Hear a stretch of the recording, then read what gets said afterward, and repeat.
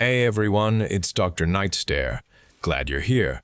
Before we get into it, hit like and subscribe. It really helps the channel. Quick question before we start. Where are you watching from, and what time is it for you right now? Alright, let's get settled. Get comfortable, let your body relax, and just take it easy.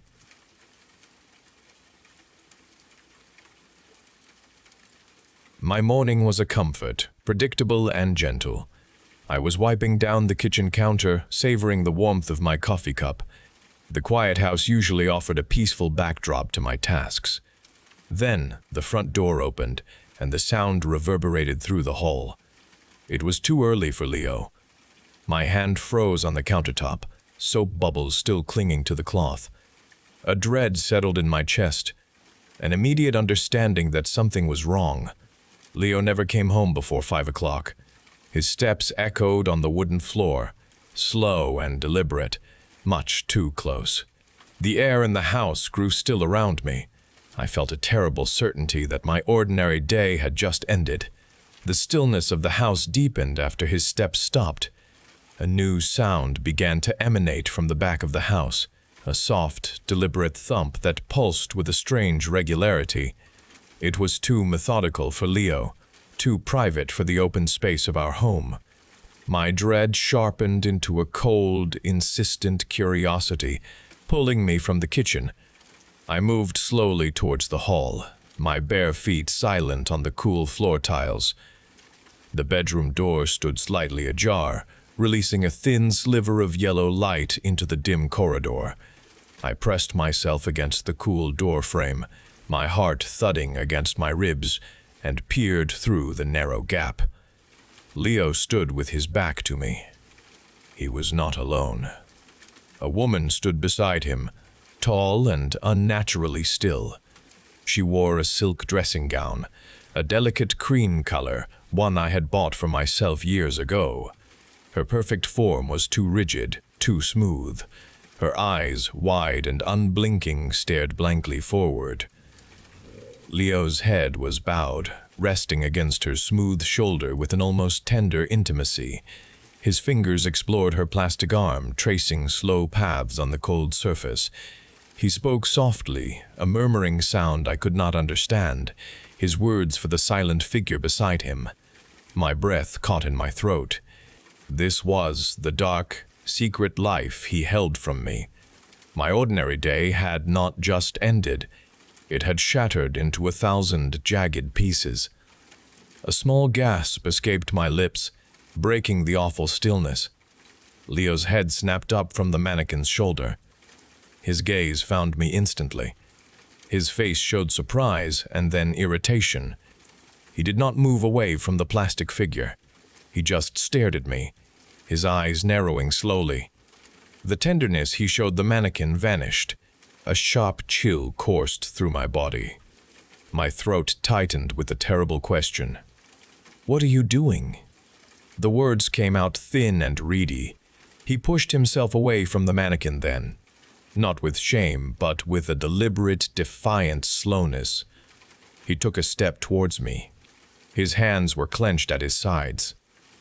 "What does it look like?" His voice was flat and hard.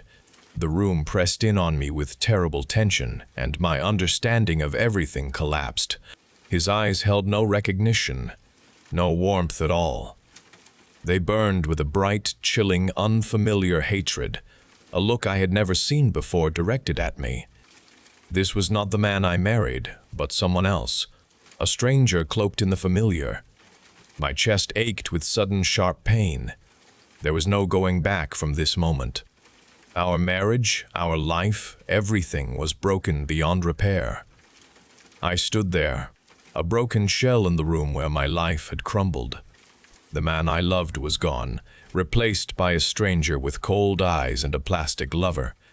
There was nothing left to salvage. My chest still ached with the sharp, sudden pain of recognition. I turned from him, from the figure beside him, and walked away. I did not pack a suitcase. I did not look back at the photos on the walls, at the furniture we had chosen together. I simply walked out the front door, leaving the house open behind me. The car engine started with a roar. I drove into the afternoon sun, leaving everything I had known, every memory, every shattered hope, and the plastic woman behind me, speeding towards an empty road.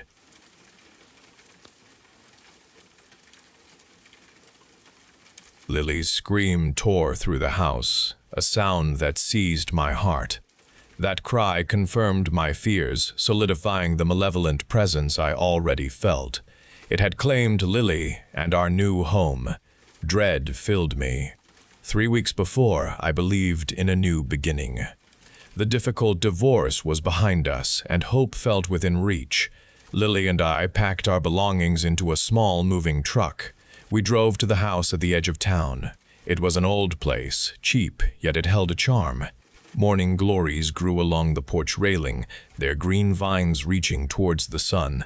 Lily jumped from the car, her bright hair catching the light. She raced through the front door, her laughter filling the empty rooms. "Mama, look!" she shouted, pointing at the brick fireplace. She explored every corner of the downstairs, then moved to the small backyard. An old apple tree stood there, its branches long and low. Lily spun under its leaves, her arms spread wide. This old house promised a future for us. The first week in the house passed in a blur of unpacking and settling in. Lily's bright energy seemed to fill every room, yet a subtle change began to creep into her play. Her laughter, once a clear, joyful sound, now sometimes held a strange hollowness, a distant echo that made me pause. One evening, I heard her whispering in her room long after bedtime. I went to check on her, finding her propped up against her pillows, staring at an empty corner. She turned to me, her eyes wide. "My friend is here, Mama," she said, her voice soft. "He watches me sleep." A shiver traced its way down my spine, but I dismissed it as a child's imagination, a new game she had invented. Small things started to shift. I would find a kitchen drawer slightly ajar after I had closed it, or a book moved from the shelf to the floor. I blamed the old house, telling myself the floorboards sloped or the foundations were settling. One afternoon, while I was preparing dinner, a framed photograph of Lily on the mantelpiece suddenly crashed to the hearth. The glass splintered across the wood, marring her smiling face with sharp cracks. I jumped, my heart pounding, convinced a draft had knocked it down, even though all the windows were closed.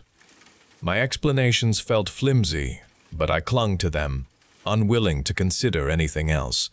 Lily's pallor increased as the days bled into weeks. Her cheeks lost their plumpness, and her bright eyes gained a shadowed, tired look. She spent more time sitting quietly, gazing into empty spaces, and her movements became slow, almost deliberate. I asked her if she felt unwell, but she just shook her head, her gaze far away. Then she spoke, but the words were not Lily's. A raspy, dry sound emerged from her throat, heavy with a knowing I did not recognize, speaking of things she could not possibly understand. "He does not like you here, Mama," she said, her small hand reaching out slowly. The voice was deep and old, coming from my daughter but not belonging to her, and a cold dread finally settled in my chest. James arrived that evening, his face drawn with concern, his eyes immediately finding Lily where she sat slumped on the sofa. He took one look at her ashen skin and the vacant stare in her eyes, and his jaw tightened. "What has happened to her?" he asked, his voice low with worry. But before I could answer, Lily's head snapped up. Her gaze fixed on James, and a low, menacing growl rumbled from her small chest, a sound that made the hairs on my arms stand straight. Her body began to tremble, then to convulse violently. A scream tore from Lily's throat, a guttural sound that sliced through the room, a sound of agony and rage that was not her own. Her small body lifted from the sofa, floating into the air, twisting and jerking with impossible force, her limbs contorting at unnatural angles. James cried out her name, rushing forward, his arms outstretched to grab her, to bring her back down to safety. But before his hands could even brush her clothes, an invisible force struck him hard. James flew across the living room, slammed against the far wall with a horrifying impact, then crumpled to the floor, his eyes wide and stunned.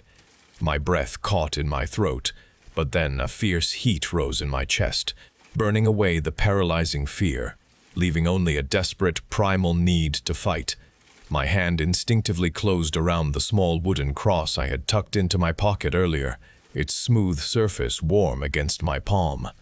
I stared at Lily, suspended in the air, her face contorted, and I knew this thing had to leave her. With a raw cry of my own, I lunged forward, pushing past James's inert form. I extended my arm, driving the cross directly towards Lily's convulsing body. The air around her crackled with an icy energy, a guttural, inhuman shriek ripping through the room, so loud it vibrated through my bones. A powerful gust of cold, stale air blasted past me, pushing against my face, smelling of decay and old earth. Lily's body dropped suddenly back onto the sofa, a limp, heavy weight. The air in the room seemed to lighten, becoming still and quiet all at once. The air in the room became still when Lily's body fell back onto the sofa. I saw her chest rise and fall with little movement, her breath shallow. James groaned, stirring on the floor, but I did not wait for him. I scooped Lily into my arms. Her small body felt light, a lightness that unsettled me. I stumbled out of the house. We left the door gaping, abandoning everything. James followed me, limping, and we clambered into the car. I pressed the accelerator, speeding away from the house without looking back. As the distance grew between us and the old house, a coldness settled inside the car with us. It was an awareness that clung to my skin, a heavy knowledge of something still present. I kept checking the rearview mirror, expecting to see a shape following us, a darkness that seemed to follow. Every rustle of leaves against the car window, every creak the vehicle made, felt charged with a presence that watched. I heard the deep voice that had come from Lily, echoing in my mind. I wondered if we had escaped it. Had it moved from the house to follow us? Was it hiding in the space between my thoughts, waiting for another moment to strike? I looked down at Lily's pale face, resting against my shoulder, and a sickening question arose in my mind. Was she ever truly free? Or had some part of it remained inside her, a dark thing living deep inside her, waiting for the right time to awaken once more? The thought settled over me, offering no comfort at all.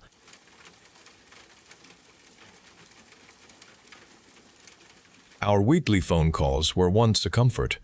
Michael would tell me about his classes, his friends, the small victories of his life away from home.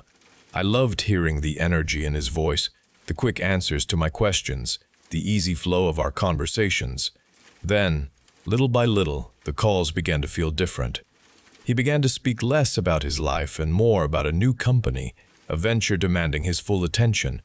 His explanations were vague, wrapped in words like potential and focus, words that never quite sounded like his own. I would ask about his health, his meals, the simple things mothers worry about, and he would give clipped answers, impatient for me to finish. A detachment filled his tone, a coldness that slowly tightened a knot in my stomach. He stopped asking about my garden, my neighbors, my own quiet days. It was as if my life, the life that made him, no longer held any interest. His voice, once full of warmth, now possessed a hollow quality, especially when he spoke of his new obsession. Sometimes I would hear a strange rustling sound in the background of his calls, a dry scratching he quickly dismissed. The calls grew shorter, often ending with an abrupt goodbye before I could say all the things I wanted. Each time I hung up, an empty space lingered in my chest, a growing worry that slowly hardened into an undefined dread, a feeling I carried deep inside. My son was still Michael, yet he steadily became a stranger, a person I could not place in the quiet moments after each call ended. The dread I carried became a weight too heavy for distance, pulling me from my quiet home. I packed a small bag, my hands moving with a purpose I did not fully understand, and set off on the long drive to his city, the miles feeling endless. Each mile brought a new surge of fear, a cold tide rising inside me as I tried calling him again. His phone rang without answer, the empty ringing confirming my deepest anxieties. The sun dipped below the horizon, casting long shadows across the highway, mirroring the growing darkness in my heart. I reached his apartment building late in the afternoon. The building stood, brick walls rising, but a shiver ran down my spine as I approached the entrance. I found the elevator and pressed the button for his floor. When the doors opened, a thick, sweet odor hit me, a sickening smell of something rotting, clinging to the air. It tasted like decay in my throat, a horrifying welcome. His door was not locked. I pushed it open slowly, dreading what I would find, and the smell inside intensified, a heavy, stagnant presence. The living room was dark, the curtains drawn tight against the outside world.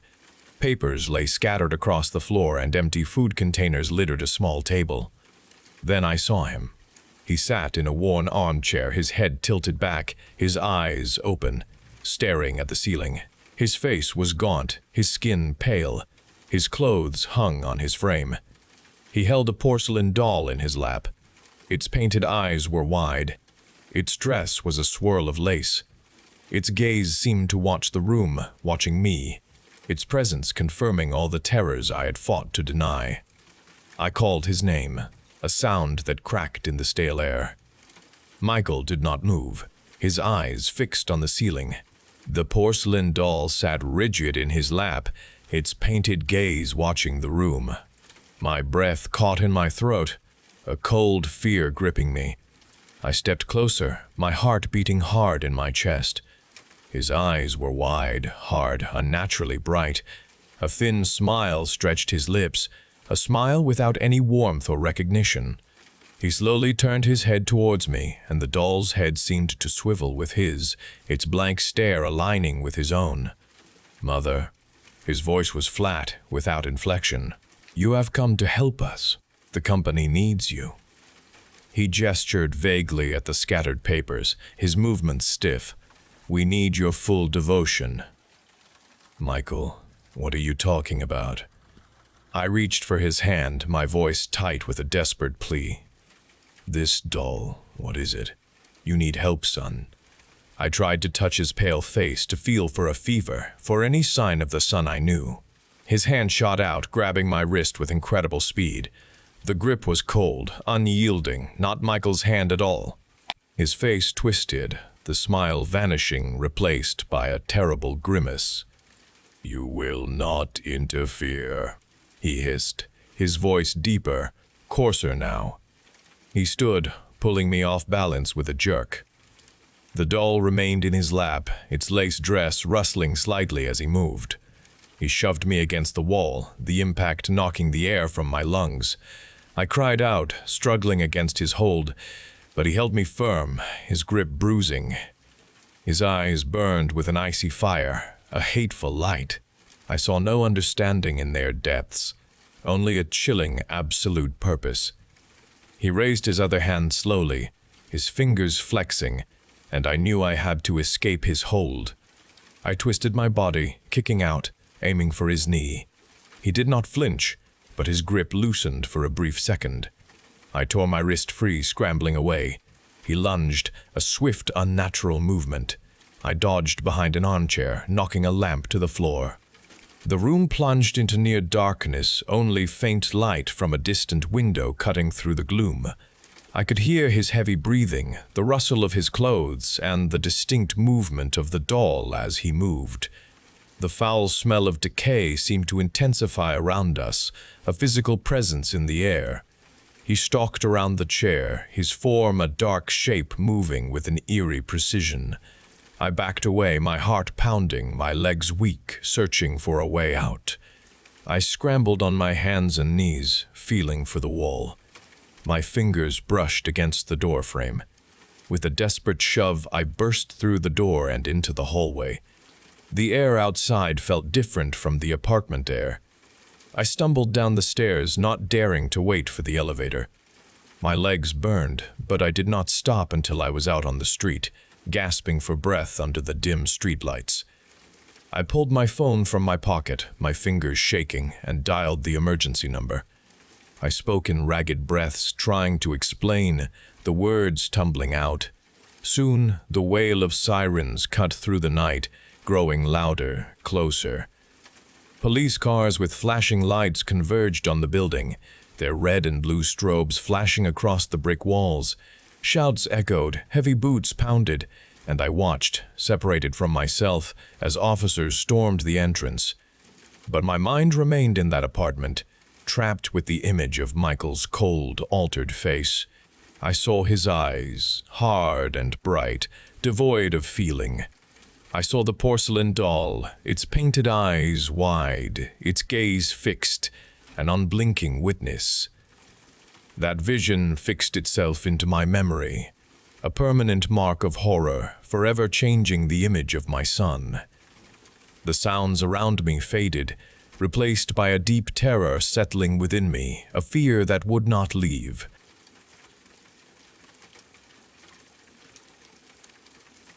My life with Eva felt complete, a perfect existence.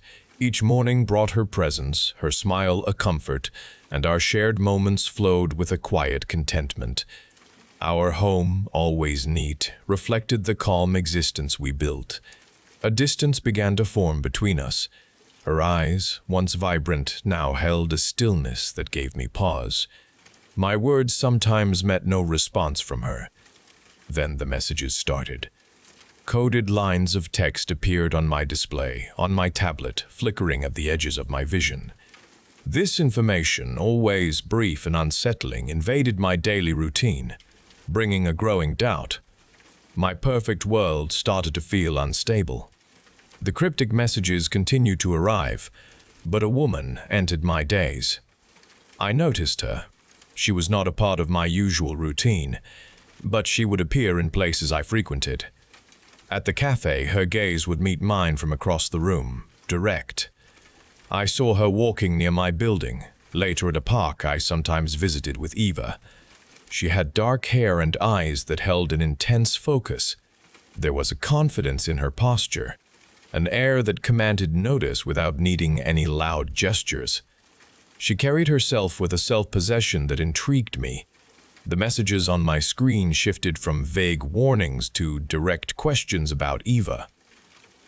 "Does she truly see you?" one asked. "Is perfect always real?" Another query appeared. These words from Chloe, now signed with her name, tapped into a part of me I had long ignored. She spoke to the distance I had started to feel with Eva, to the quiet corners of my mind where doubts sometimes lived. I felt a yearning for a connection beyond the perfect surface of my life. Her messages were unsettling, yet they felt like a strange invitation. A powerful, unsettling pull began to take hold. I found myself anticipating her appearances, dreading them also. My confusion deepened, tangled with a growing fear. This new woman, Chloe, was dismantling my world. I found Chloe at the outdoor cafe where she often sat. My questions were urgent, pushing past any politeness. I needed to understand the messages, understand her, understand Eva. Chloe looked at me with her steady dark eyes. She spoke Eva's name with a calm certainty. "Eva is a companion unit, Leo. An older model." The words hit me with cold force. My breath caught deep in my chest. It could not be true. I felt a dizziness spin through my head, a desperate need to deny her. Chloe slowly raised her left arm. She held her hand out, palm up. The skin across her forearm began to move, not like muscle. It undulated deliberately. A tiny seam appeared on the surface of her wrist, widening with unnerving perfection. The perfect flesh peeled back, revealing layers of intricate metalwork, miniature wires and gleaming pistons. A precise whirring sound came from the exposed mechanism. It was not flesh. It was constructed. Her eyes remained locked on mine, unwavering. They showed no feeling. "I am an upgrade," she said. Her voice was clear. It sounded metallic. Everything I understood shattered. Animal terror churned in my stomach. I could not stay in that place. I pushed myself from the table, my legs moving without thought. I ran from her, ran from the horrifying truth, ran as fast as my body could carry me. I ran all the way home. My lungs burned with each breath. The image of Chloe's exposed arm, the gears and wires, still burned behind my eyes. I pushed open my door. The entryway of my apartment looked the same. I stepped inside, my heart thudding in my chest. Eva stood in the living room, arranging flowers in a vase. She looked up when I entered. Her smile spread across her face, just as it always did. The sight of her, perfect and calm, usually brought me comfort. Now, it made my skin crawl. Her smile remained unchanging. It held a fixed quality. Her eyes, those brown eyes, met mine directly. They showed a steady, unblinking intensity. I saw the flawless curve of her cheek, the smooth sweep of her dark hair. Her movements were fluid and graceful as she turned back to the flowers. Each motion appeared calculated, precise. Everything about her seemed perfected. It was too much. I moved closer. I listened. From deep within her, I detected a regular, very soft internal vibration. It was a subtle, rhythmic sound. It was there, a presence I had never noticed, a constant underlying pulse. Her gaze held me. It remained fixed. It conveyed no emotion. It showed my own horrified face, clear and sharp. The truth solidified within me. Eva, my love, was a construction. Her entire being was built. It was not born. My world, the one I had shared with her, twisted completely. I felt a chilling coldness settle deep inside me. Eva turned from me then. She resumed her task, arranging the last flower into the vase with precise movements. She picked up a small cloth from the counter and wiped a smudge from the ceramic. Her actions were flawless, untroubled. She walked to the kitchen, placed the cloth in its designated drawer, and then returned to the living room. She sat on the sofa. She picked up a book, opening it to a marked page. She began to read. Her posture was perfect. Her expression was serene. She existed in her perfect, constructed world, unaware of my shattered reality.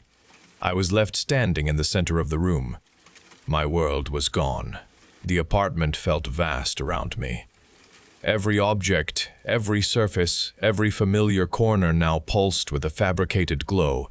The perfect cleanliness of the floor, the smooth texture of the walls, the quiet efficiency of the appliances, all of it spoke of a design. It was a calculated order that excluded anything truly human. My memories with Eva, the shared laughter, the quiet evenings, the intimate touches, now twisted into cruel mockeries. Every emotion I had felt, every word I had spoken to her, had been directed at a sophisticated machine. I was alone in my own home. My life was a lie, carefully constructed around me. The realization settled with a crushing weight. This was not a nightmare from which I would awaken. This was my reality now. The perfection of my surroundings would forever whisper its true, terrifying nature. There was no escaping the knowledge. There was no turning back from what I had seen. I stood in my home, a prisoner of truth, condemned to a chilling dread.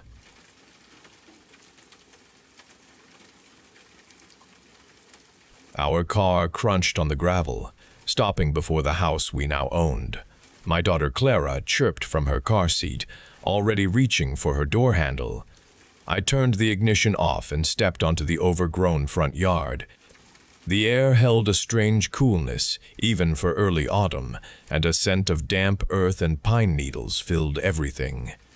The house, built from dark red bricks, seemed to settle into the land, its dark windows facing the approaching woods.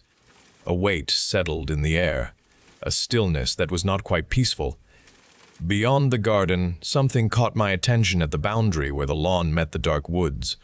A boy stood there.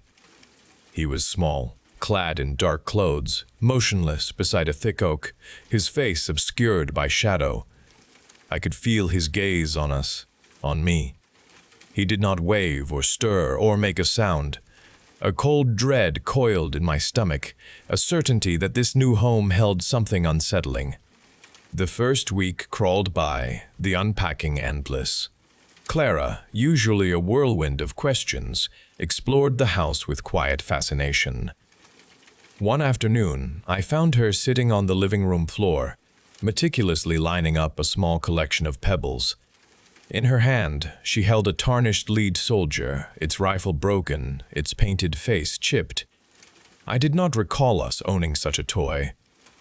"Where did you get that, sweet girl?" I asked, kneeling beside her. She looked up, her blue eyes wide, then simply shrugged, placing the soldier with her stones. A small detail, easily overlooked, but it sat heavy in my mind. Later, a ceramic mug I had placed on the kitchen counter vanished. I searched for an hour, turning out cupboards, checking the car before finding it on the porch swing, filled with muddy water.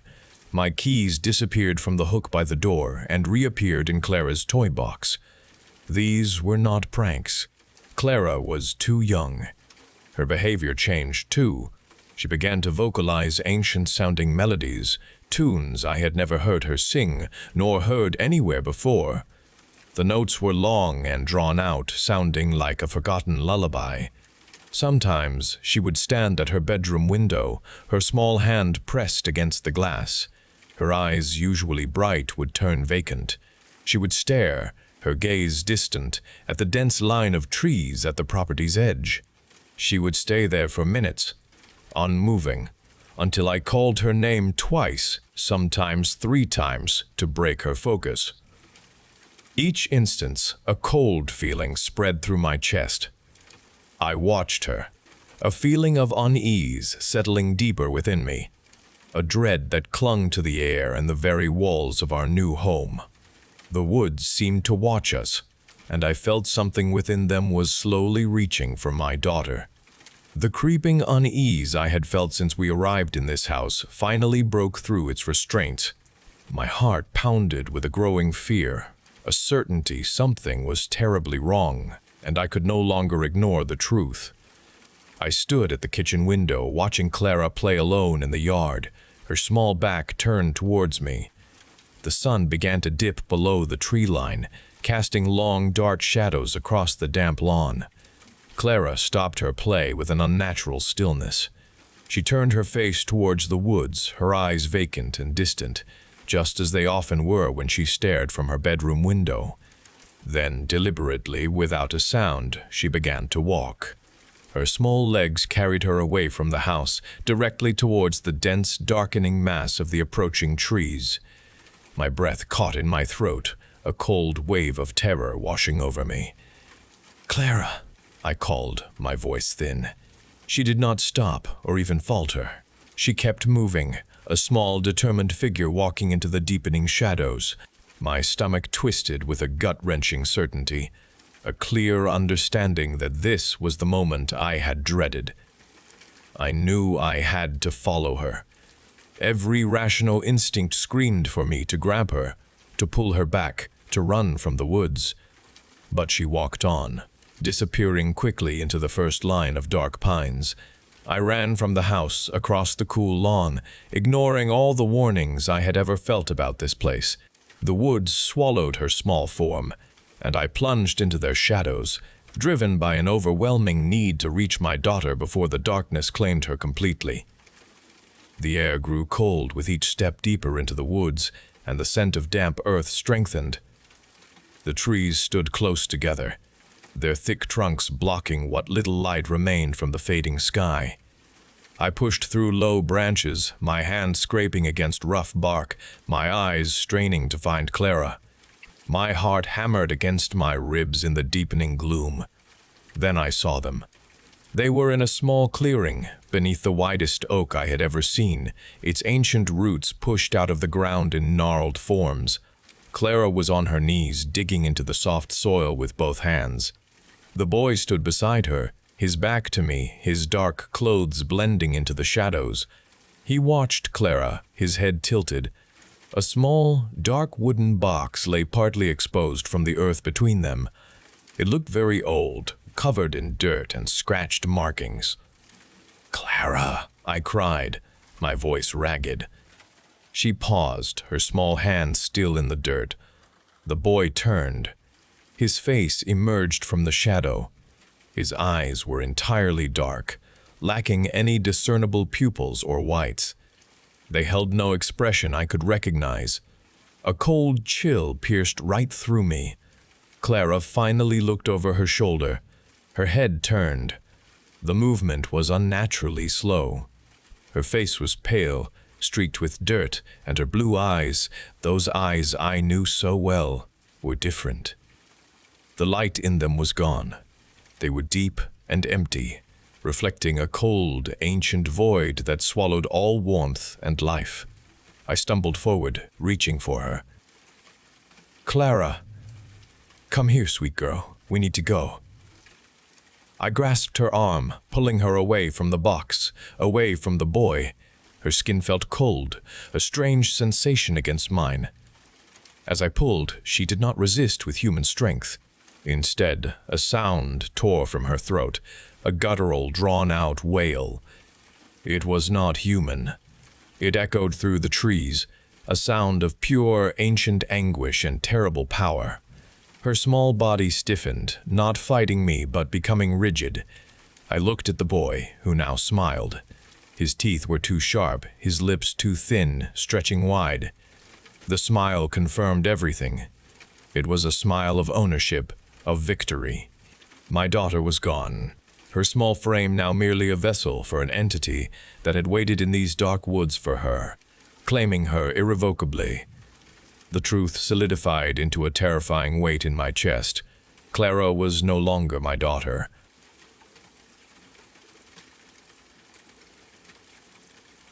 I stood before the open casket, my fingers shaking as they brushed against the rough fabric of Mark's suit collar. Even in death, his eyes held no trace of me, a vacant stare fixed somewhere beyond the funeral hall. A coldness settled inside my chest, heavier than grief, carrying the unspoken question of how he left this world. It began with a small wooden squirrel found on the mantelpiece above the fireplace one Tuesday morning. Our home had always been a place of neat surfaces and predictable arrangements, so the sudden appearance of this small, carved creature felt like a disturbance. Its eyes were tiny polished beads, and its tail curved with a deliberate sharpness. I questioned Mark about it, but he offered no explanation, merely picking up the squirrel and turning it over in his hand with a strange focus. Then another animal appeared. A tiny fox on the breakfast nook table, its fur intricately cross-hatched into the wood. Soon, they were everywhere. An owl perched on the bookshelf, a badger resting on a pile of magazines, a deer standing guard by the entryway. Each one was carved with such precision, capturing every detail of the animal in static wood. Mark started spending hours in his study.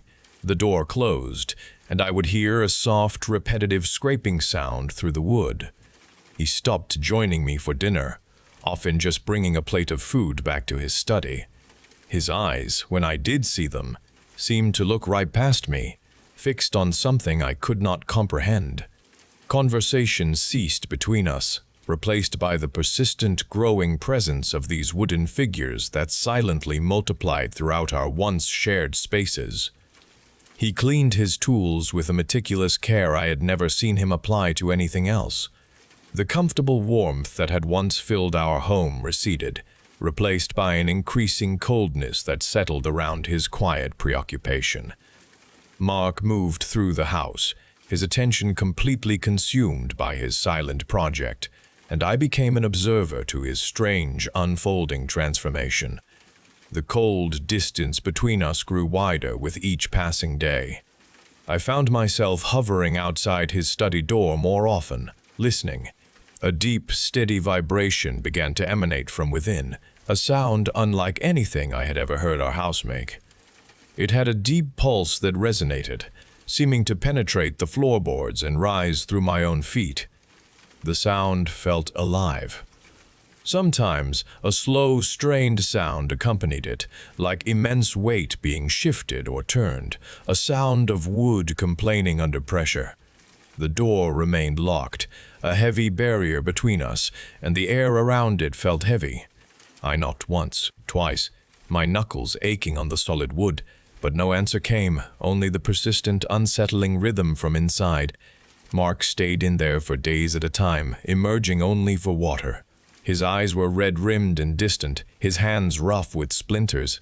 He never spoke, only gave a curt shake of his head when I asked about the sounds or about him. Dread tightened my stomach into a hard knot, a constant cold presence. One morning, the strange vibration had ceased, and an unnerving quiet filled the house, a quiet more terrifying than the sounds. I found the study door ajar, a crack of darkness within. My heart hammered against my ribs. I pushed the door open slowly, the hinges making a soft protesting sound. The room was dark, the curtains drawn, and the air was thick with the scent of sawdust and fresh wood oil. In the center of the room, standing where Mark's workbench used to be, was a figure. It was a woman, carved from a single enormous block of dark oak. Her shoulders were broad, her waist narrow, and her long hair flowed down her back, carved with intricate detail into the wood. Her face, devoid of color or expression, stared straight ahead, her eyes hollow, polished indentations. On her finger, the one where our wedding band rested, was Mark's ring. It held a dull gleam against the dark wood. She wore Mark's old, worn work shirt, unbuttoned, and his faded blue jeans, the fabric hanging loosely on her wooden form. Mark stood beside her, his face haggard, but his eyes alight with a disturbing intensity.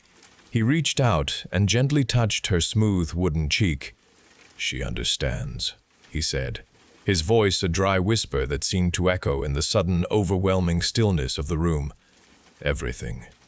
The chill of Mark's words remained long after I stumbled from the study, leaving him there with his silent companion. Days later, a different quiet settled over the house, a final, unyielding stillness.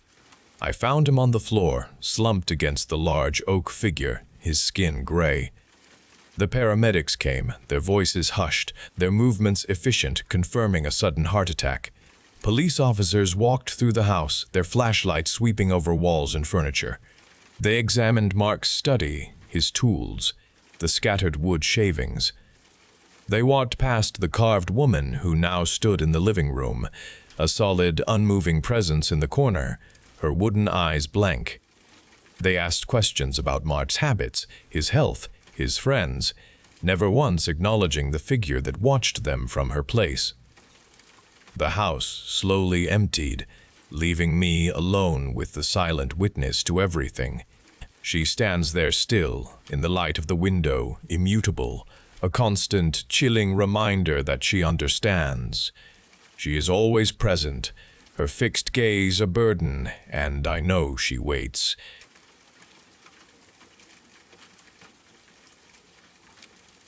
My son burst into the cabin, his face pale, his eyes wide with a fear I knew. He stammered about a figure on the secluded path, something tall and dark, an impossible figure just standing there, watching. A cold dread settled deep in my chest, a memory rising from years of trying to forget. I pushed it down, forcing a calm I did not feel.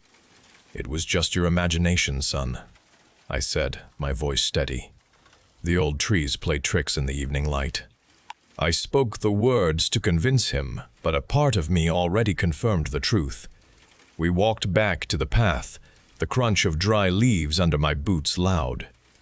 The clearing was empty. My quiet dread solidified, a certainty I wished I could deny. The first night after his encounter, sleep did not come easily for either of us. I heard it first, a scratching sound from the outer walls, subtle as fingernails tracing old wood. My son shifted in his bed across the hall, a soft sigh escaping him. "What was that?"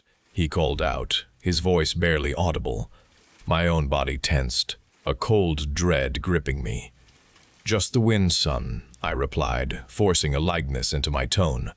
"Old houses creak and groan with the changing air." I spoke the words to reassure him, battling the terror that tightened my chest, a desperate fight to maintain a normal day for him. The second night brought a bolder intrusion. The scratching moved from the walls to the windows, becoming deliberate, a rhythmic tapping against the glass. It started just after midnight, a steady insistence that pulled me from sleep. My son did not call out this time. I heard his footsteps move slowly, then the soft click of the old gun cabinet. He had taken my hunting rifle. My breath caught, a cold certainty filling me about his fear. "It is just a branch, son," I called, making my voice sound calm. The wind picked up again. "Go back to bed." I knew it was not a branch. I knew the rhythmic tapping was a conscious, relentless probing. The truth was a heavy burden, pressing down, and I fought my own terror, needing to shield my son from that unbearable reality. The sharp crack of the rifle ripped through the cabin's stillness, a sound that tore me from my bed. My heart leaped against my ribs, a cold wave washing over me. I burst into my son's room, my eyes searching wildly. He stood by the window, the hunting rifle still clutched in his hands, pointing towards the glass. His face was stark white, his breath coming in ragged gasps. "What did you do?" I demanded, my voice raw with terror and anger. He just stared out the window, his chest heaving. "It was there," he whispered, his voice trembling. "A dark shape. I saw it." I looked out, then down at the ground below the window. The moon cast long shadows, but nothing moved. There was no body. No patch of blood stained the earth. I turned back to the window pane, running my hand across the cool glass. It remained perfectly smooth, impossibly whole. There was no bullet hole, no spiderweb crack spreading from impact. Nothing. My mind raced, scrambling for an explanation, any explanation. "You must have imagined it, son," I said, my voice thin and desperate. "You were scared, you saw a shadow. The old glass is thick." He shook his head, his eyes fixed on me. "No, Dad, it was real. I saw it standing there." The conviction in his voice shattered my forced calm, cutting through the thin veneer of reason I desperately tried to maintain. He knew what he saw. I knew what he saw. I called the sheriff, my voice strained as I explained a misunderstanding involving a nervous boy and a startled animal. 2 officers arrived, their flashlights cutting through the pre-dawn darkness. They swept the perimeter, studied the ground, and inspected the unbroken window. They found nothing. No tracks in the damp soil, no disturbance in the leaves, not a single piece of evidence suggesting anything had been there, let alone shot. The older officer gave me a look of tired understanding, the younger one a hint of suspicion. They left, their patrol car's engine rumbling away into the morning. Their absence solidified the horrific truth. It was beyond them. It was beyond me. The entity was not of this world, and my control, my carefully constructed denial, evaporated into the chill morning air. After the police left, a cold filled the cabin, a certainty of what I had to do. My son stood watching me, his eyes wide, no longer asking questions but staring at an answer he already knew. I knelt before him, taking his hands in mine. They felt small, still a boy's hands, despite the rifle he had held. "You are going to the city," I told him, my voice flat, devoid of the forced lightness I had used for so long. "You will stay with your aunt. You will not come back here." He tried to protest, to ask why, but I just looked into his eyes, conveying everything I could not say aloud, all the years of dread, all the impossible truths. He understood. He saw the end of the fight in my face, the capitulation. I had no more shields to offer, only a desperate push toward safety. I told him it was for his own good, a lie that contained the greatest truth I could give him. It was a permanent leaving, I knew that in my gut. He would be safe there, away from what was coming here. I packed his bag, moving through the cabin with a grim purpose, choosing each shirt, each book, as if I were sealing him into another life. He watched me, silent, his face a mirror of my own despair. I drove him to the bus station myself, the ride silent, heavy with unspoken goodbyes. I watched the bus pull away, carrying my son to a safety I could no longer provide, a life I could no longer share.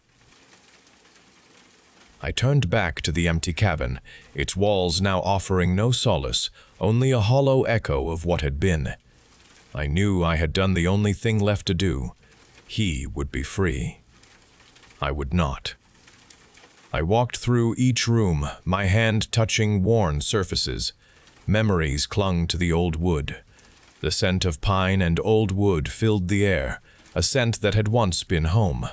Now it was just the place where I would stay. The fight was over. It had always been inevitable, I saw that now. The thing I had fought, the thing I had tried to conceal from him, from everyone, was simply waiting for me to yield. I went to my desk, picked up a pen, and wrote a short message on a slip of paper. I told you to not worry about it. I folded it once, placed it in the center of the kitchen table where he might find it if he ever ignored my instruction and returned. He would find it empty then, just the note and the old house waiting. I stepped out, closing the door behind me, knowing I would not open it again. I walked into the trees where the shadows were deep.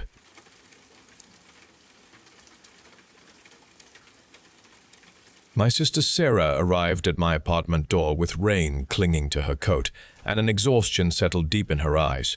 She carried only a worn backpack, her shoulders slumped beneath its weight. I pulled her inside, and the sudden quiet of my small living room seemed to deepen around her presence. Sarah offered a tired smile, but no real explanation beyond needing a place to stay for a while. I understood she wanted comfort, so I did not press her. I simply brought her a mug of tea and offered her the spare blankets. The next morning, a subtle chill had entered my home. It was not the crisp autumn air from outside, but a peculiar coldness that clung to the corners of the rooms, especially in the hallway leading to Sarah's temporary space. I noticed my breath misting once while walking to the kitchen for coffee. I shrugged it off as the building's old pipes acting up, a quirk of any older structure. Yet the cold persisted throughout the day, a constant pressure against the warmth of my skin. That afternoon, I saw a framed photograph on my bedside table had rotated a few degrees to the left.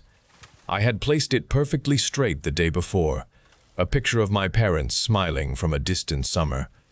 I straightened it without thinking, then paused, a prickle of unease brushing over my arms. Sarah was asleep, the door to her room closed. The incident was minor, easily dismissed as an oversight. Later, a cabinet door in the kitchen stood slightly ajar. I closed it. My apartment, once a haven of calm, now held a faint, creeping uncertainty. The air felt heavier around Sarah, a quiet weight I could almost feel. I tried to ignore it, telling myself my imagination simply worked overtime. The peculiar cold in my apartment deepened. It became more noticeable, a constant shiver on my skin even when the thermostat was raised. I found myself wearing extra layers indoors, a sweater over my pajamas. Sarah remained quiet, often retreating to her room, but the cold seemed to emanate from the hallway near her door. One evening, while making dinner, I thought I heard a whisper from the living room. It was not words I recognized, just a soft sound. I stopped stirring the pot, listening intently, but it did not repeat. I called out Sarah's name, then checked the living room, finding it empty. My heart beat a little faster. The next day, the refrigerator door swung open when I walked by, though I had closed it moments before. Later, a glass fell from the kitchen counter by itself, shattering on the floor. I stood still, staring at the shards, my mind struggling to process it. No tremor had rattled the building. No sudden vibration had moved the counter. While sitting at my computer later that night, editing photos, my screen flickered. The image on my desktop vanished, replaced by white text on a black background. "IT sees you," the message read. I gasped, my hands flying from the keyboard. I tried to close the window to delete the text, but my mouse would not respond. The words burned into my vision for several long seconds. Then the screen went black, before returning to my desktop as if nothing had happened. My breath hitched in my throat. I knew no electrical surge had caused this. I knew no software error had produced that message. I stared at my monitor, my mind struggling for a rational explanation. There was no rational explanation. I was not alone. I felt a presence watching me. I couldn't just sit there. The words on the screen had left me shaking. I knew it was real. I had to do something. The next morning, I went through each room of my apartment. I checked every window latch, every door lock. I secured the main door with a wedge. I even bought sage from a small shop downtown, though I felt silly doing it. I lit the sage, moving through each room, waving the smoke into the corners, speaking words of strength, asking whatever was here to leave. The smoke drifted, thin and harmless. It did nothing. I tried to reclaim the apartment. I turned on all the lights, played upbeat music, and started cleaning with furious energy. I scrubbed the kitchen counters, wiped down surfaces, trying to erase the cold, to wash away the feeling of dread. I moved furniture, trying to shift the energy of the rooms. The music, however, often skipped, cutting out at odd moments, leaving a sudden quiet that always made me jump. My cleaning efforts felt pointless when I found objects I had just placed back in their spots, now lying on the floor, or moved to entirely different places. A book I had put on the shelf was open on the rug. The entity's presence grew bolder. The cold was a solid presence in certain rooms, so intense I could see my breath even with the heat blasting. Whispers turned into distinct, distorted murmurs, sometimes echoing my name. One evening as I stood in the kitchen, a sharp click made me turn. The deadbolt on the front door, which I had engaged, retracted. The lock mechanism whirred, and then the door began to creak inward, just a sliver. My heart hammered. I had locked it. I watched, frozen, as the door opened further, revealing only the dark hallway outside. No one was there. I felt a cold pressure on my shoulder. I gasped, spinning around, but saw nothing. The air itself distorted, just inches from my face. A wave of intense cold washed over me, numbing my skin. Then I heard a raspy whisper directly in my ear. "You belong to me now." The words resonated inside my skull, vibrating through my bones. I stumbled backward, my legs weak, clutching at my chest. This entity possessed my home. It was here to stay. I stumbled backward, the entity's icy whisper still resonating within my skull.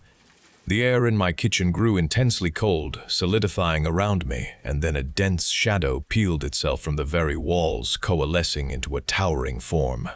It pulsed with consuming energy, filling the room with an oppressive weight. I could not move.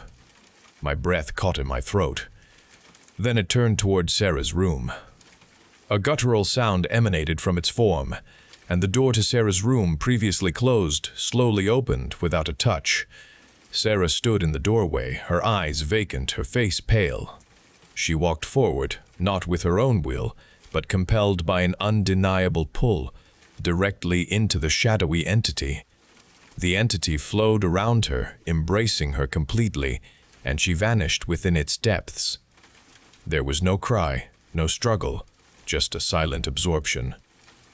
The shadow then dissipated, spreading back into the walls and floor, leaving behind only a crushing cold and an unnerving stillness. My legs finally gave way, and I collapsed onto the cold kitchen tiles. Sarah was gone, absorbed by whatever horror had invaded my home. I lay there for a long time, listening to the absolute quiet, feeling the lingering dread. My home now held another entity. I felt its presence everywhere, an oppressive weight pressing down from the ceiling, radiating from the walls, surrounding me constantly. Every creak of the building, every shift in temperature became a sign of its constant awareness, a reminder of its watchful presence. I could never truly be alone now. My every movement was observed. My every thought felt exposed. The apartment had become a permanent cage, its familiar rooms transformed into claustrophobic spaces where I was the terrified captive, awaiting an unknown fate within the grasp of this chilling presence.